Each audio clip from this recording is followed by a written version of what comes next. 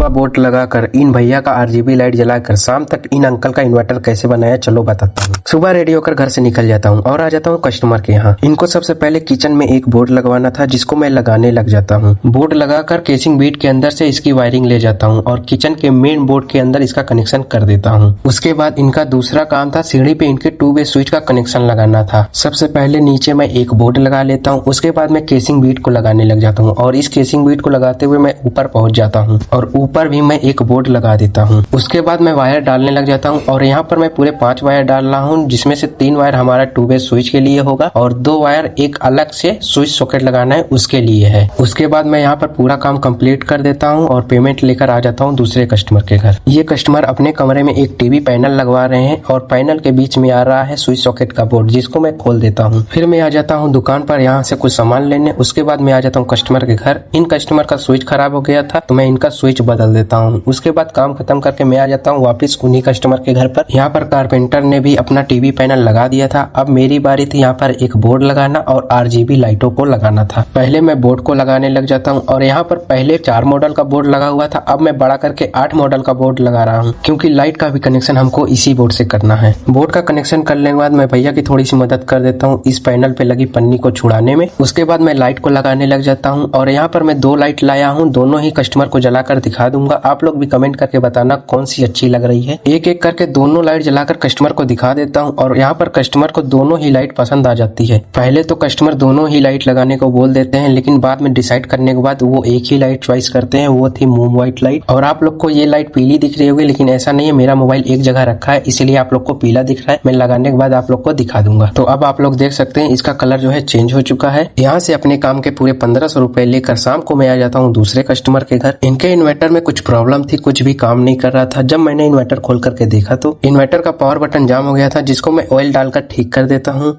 अब ये बिल्कुल ओके हो गया। कस्टमर को भी चेक करा देता हूँ। चलो